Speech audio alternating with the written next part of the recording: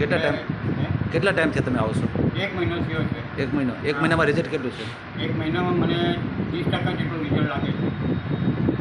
તો એની વિશે શું કહેશો આ લોકોની તમે? આ કેન્સર જે દર્દીઓ આવ્યા છે હા. એના વિશે તમે શું કહેશો?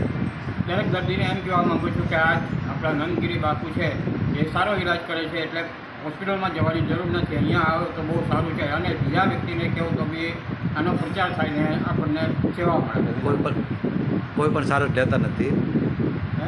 કોઈ પણ સારવાર બાપુ લેતા નથી. કોઈ બી ચાર્જ બાપુ નિઃશુલ્ક દવા આપે છે, કોઈ ચાર્જ લેતા નથી. અને અમુક બીજી કોઈ તમને બીમારી હોય તો એનો ચાર્જ રાખી એવું કીધું કે ભાઈ આ જડીબુટી સંજીવની છે એ જો લાવવામાં આવે તો આ મૂર્છિતમાંથી જાગૃત થાય.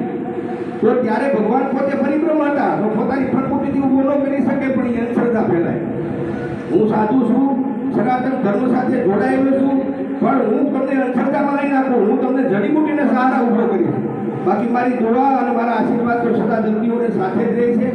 અને ઘણીવાર પણ એવું બનતું હોય છે કે અમને દર્દી ક્યારેક ફોન કરતા હોય તો ક્યારેક ભાઈ સચો જવાબ ફોનમાં ન દેવાતો હોય, ટેન્શનના કારણે ગાડી ચલાવતા હોય તો એ બદલ અર્જુન નંદગીરી મહારાજને પોતાના મારી માફ કરી દેવાનો, મગજમાં કાંઈ નહીં રાખવાનું. બીજું એ કાંઈ ન સમજાતું હોય તો બીજી વાર ફોન કરવો. અન્ય ઘણી બધી પ્રકારની આપણે દવા લાવ્યા છીએ. જે જરૂરિયાતમંદ માણસો હોય એને જરૂર કેવું કે બાપુ અમારે આ દવાની જરૂર છે, એ દવા જે તમે લઈ જાઓ છો એની પાછળનું તમે મને યોગદાન આપો છો. અને હું તો કરી શકું, ભીખ ન માગું, પણ ભિક્ષાવૃત્તિ તો જરૂર કરી શકું, કે તે તો હું સાધુ છું. અને એ હું કદાચ કરું તો એ મારો હક છે. હું તમારે ઘરે આવી અને કાંઈ પણ હું તમને વાત કરું, મારે 2000 કે 5000 રૂપિયા તમારા દાનમાં દેવા પડશે, તો તમારે મને આપવા જ પડે, કેમ કે મારી કેમ પ્લેનમાં ફરવા જવું, હું સેવા કરું.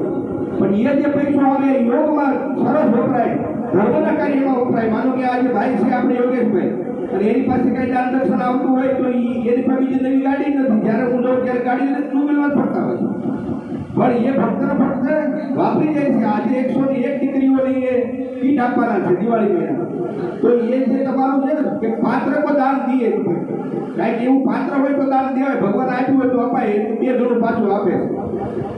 પણ એ જે વસ્તુ દવા મળે છે, આયુર્વેદિક દવા મળે છે. આયુર્વેદિક દવાનું પરિણામ લાંબા સમયે મળતું હોય છે, પણ દર્દીને 2 મહિનામાં 10%, 20%, 50% સુધીની રાહત થાય છે. આ જે સેવાકીય પ્રવૃત્તિ આપણે કરીએ છીએ એમાં સખત મહેનત થાય છે.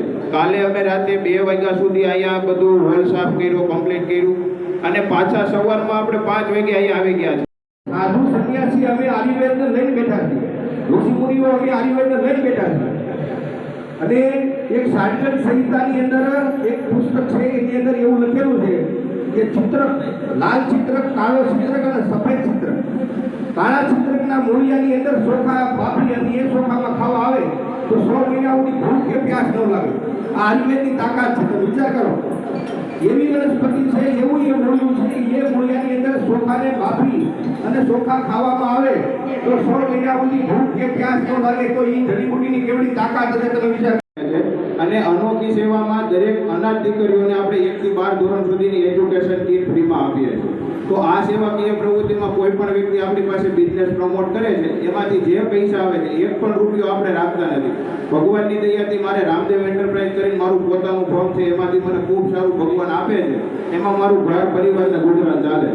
આજે આપણે સુરતની સફરમાં 2 લાખ ફોલોવર્સ પૂરા થઈ ગયા છે, એમાં 101 એટલે 1,01,000 ફોલોવર્સ તમારા બધાના સાથને સપોર્ટથી પૂરા થયા છે ફેસબુકમાં. તો આપણે 101 તો એવો આંકડો છે, પણ 101 કરતાં પણ આપણે 200-300 એવા વ્યક્તિઓની ઘરે દિવાળીની ગિફ્ટ આપવાની છે. દિવાળી બધા માટે સરખી હોતી નથી. તમારી મારી પાસે હશે તો આપણે સારી રીતે દિવાળી મનાવશું, પણ આજે જે પરિવાર પાસે કાંઈ નથી એ પરિવાર માટે દિવાળી એક એવો શબ્દ છે કે જ્યારે દિવાળી બીજા વ્યક્તિઓ ખુશી મનાવતા હોય ત્યારે એ ઘર બંધ કરીને અંદર બેઠા હોય.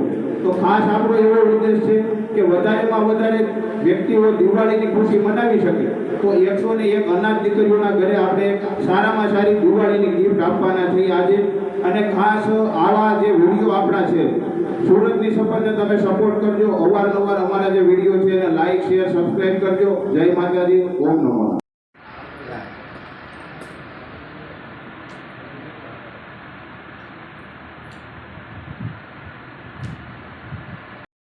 સારા યોગ્ય ધર્મના કાર્યમાં વાપરતા હોઈએ છીએ. ખાસ કરીને અમારો કેન્સરનો જે સિલસિલો છે એ અધૂરો ન રહે અને ક્યારે અટકે નહીં એવી ભોળાનાથ પાસે પ્રાર્થના. સર સાધુ નમો નારાયણ.